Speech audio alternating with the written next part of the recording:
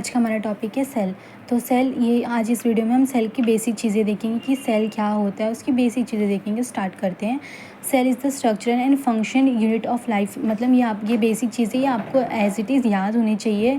हर किसी को पता होना चाहिए कि सेल क्या है। Cell is the structural and functional unit of हमारे बॉडी के एक स्ट्रक्चर एंड फंक्शनल यूनिट है। तो और हर एक सेल जो है, ईच सेल है, उसकी एक कैरेक्टरिस्टिक होती है कि क्या क्या है वो देखेंगे। General characteristic of the cell. तो सेल क्या होती है? Produce its own energy. मतलब जो ईच सेल होती है वो produce its own energy for किसके लिए? ग्रोथ के लिए, रिपेयर के लिए। अगर सेल में कोई डैमेज हो गया तो उसके रिपेयर के लिए एंड अदर एक्टिविटीज़ के लिए वो खुद की एक एनर्जी प्रोड्यूस करती है जिससे अपनी ये सब काम करती है। तब वो एनर्जी आती कहाँ से? वो नीड्स न्यूट्रिशन एंड ऑक्सीजन। वो एनर्जी के लिए क्या उसको क्या चाहिए रहता है? Nutrition and oxygen for the ये सब एक्टिविटीज़ के लिए।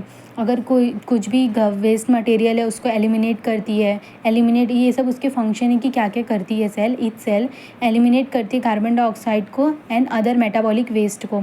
मेंटेन रखती है अपने मीडियम को। जो भी उसका मीडियम होता है वो अपने मीडियम को मेंटेन करके रखती है। जो मतलब जो मीडियम उसके इन्वायरमेंट जो होता है उसके सर्वाइवल के लिए चाहिए रहता है वो उसको मेंटेन करके रखती है। शोज़ करती है इमीडिएट रिस्पॉन्स टू बैक्टीरिया। अगर कुछ भी कोई भी इन्वाइड्स आ गए हमारे बॉडी में तो उसके लिए जैसे कि बैक्टीरिया हो गया, टॉक्सिक सब्सटेंस हो गया, उसके लिए वो फटाक से रिस्पॉन्स करती है और उसको एलिमिनेट करती है। Produce by division. ये जो रिप्रोड्यूस होती है बाय डिवीजन। मतलब मल्टीप्लाई होती है बाय डिवीजन। जैसे मियोसिस हो गया, माइटोसिस से मल्टीप्लाई होती है। But some cell such as RBC, क्योंकि आरबीसी हो गया, नर्व सेल हो गया, मसल सेल हो गया, ये क्या रिप्रोड्यूस नहीं होते, मल्टीप्लाई नहीं होते हैं क्योंकि इनमें इनकेपेबल होते हैं मतलब डिवीज़न के लिए। क्यों होते हैं? जैसे आरबीसी हो गया, आरबीसी में न्यूक्लियस नहीं होता है तो वो डिवीज़न कैसे हो पाएगा। नर्व सेल में सेंट्रियोल्स नहीं होते तो डिवीज़न नहीं हो पाते। वैसे मसल सेल भी ऐसे इनकेपेबल होते हैं कि वो डिवीज़न नहीं कर पाते, इसलिए वो रिप्रोड्यूस नहीं होते हैं।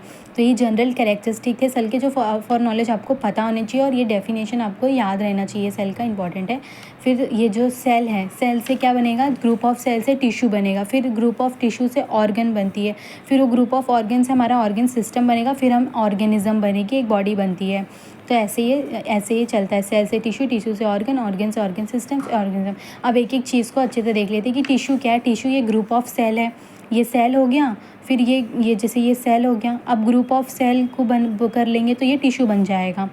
तो ग्रुप ऑफ सेल, टिश्यू क्या है? ग्रुप ऑफ सेल है। टिश्यू हमारे बॉडी में कौन से टाइप से टिश्यू होती है? एक तो एपिथेलियल टिश्यू होता है, कनेक्टिव टिश्यू होता है, मसल्स टिश्यू होता है, नर्वस टिश्यू होते हैं। अब ये सब टिश्यू का ग्रुप बना लेंगे तो क्या बन जाएगा? ऑर्गन। ऑर्गन क्या है? ग्रुप ऑफ 2 और मोर टाइप्स ऑफ टिश्यू। और जब ये 2 टाइप्स ऑफ टिश्यू के मिलते हैं तो हमारा ऑर्गन बन जाता है। जब ये टिश्यू मिलेंगे तो ये ऑर्गन बन जाएगा।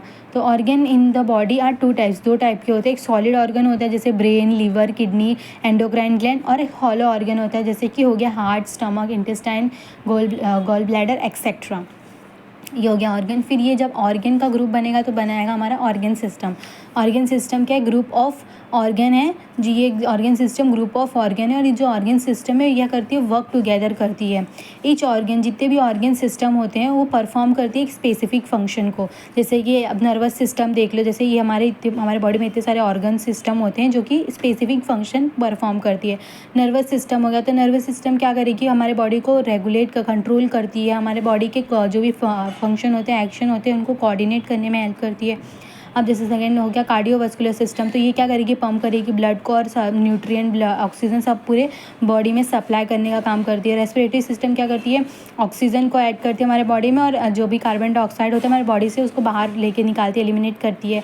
Digestive system process the food का मतलब डाइजेशन कराती है। यूरिनरी सिस्टम से क्या होता है? जो भी वेस्ट मटेरियल होते हैं जैसे कि फीसेस हो गया, स्टूल हो गया और यूरिन हो गया, वो सब एलिमिनेट करती है वेस्ट मटेरियल को। रिप्रोडक्टिव सिस्टम से रिप्रोडक्शन होता है। इंटीग्यूमेंट्री सिस्टम से क्या आएगा? स्किन जैसे हो गए, उसमें स्किन आते हैं। जो स्किन होती है वो जो एक्सटर्नल इन्वायरमेंट होता है उससे अपने बॉडी को प्रोटेक्ट करती है। स्केलेटल सिस्टम में बोन्स आगे जो कि हमारे सपोर्ट करती है हमारे स्ट्रक्चर को, हमारे पूरे बॉडी को उसमें। और मस्कुलर सिस्टम जो कि मूवेबल करने में, कोई भी एक्शन करने में हेल्प करती है। एंडोक्राइन सिस्टम जो कि वो सिस्टम होती है जो पूरे अपने बॉडी को रेगुलेट करती है थ्रू इट्स हार्मोन के थ्रू, पूरे बॉडी को रेगुलेट करती है। ऐसे हर एक सिस्टम की एक स्पेसिफिक फंक्शन होती है। वही है कि ईच ऑर्गन सिस्टम परफॉर्म करती है अपनी एक स्पेसिफिक फंक्शन को।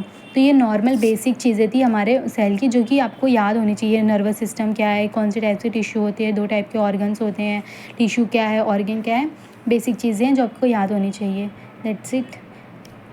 फिर उसके बाद देखते हैं कि जो स्ट्रक्चर अब और जो ये सेल है वो सेल दिखता कैसा, उसमें सेल में क्या क्या चीज़ें होती है। तो इस सेल के पास क्या क्या होता है, सेल मेम्ब्रेन होती है और ऑर्गेनलीज होती है, सब ऑर्गेनली है, और न्यूक्लियस होता है, और ये साइटोप्लाज्म है। साइटोप्लाज्म के अंदर ये सब ऑर्गेनलीज है, न्यूक्लियस है, और ये सेल मेम्ब्रेन है जो कि हमारे लिविंग में जो ह्यूमन बॉडी होती है उसमें होती है। तो अब हर एक चीज़ को हम नेक्स्ट वीडियो में अच्छे से स्पेसिफिकली देखेंगे। जैसे सेल मेम्ब्रेन हो गई, ये सेल मेम्ब्रेन, उसको पूरा अच्छे से देखेंगे। फिर ये ऑर्गेनलीज, ईच ऑर्गेनलीज को देखेंगे अच्छे से। फिर ये न्यूक्लियस को देखेंगे। दैट्स इट, आज के लिए इतना ही था सेल का बेसिक नॉलेज।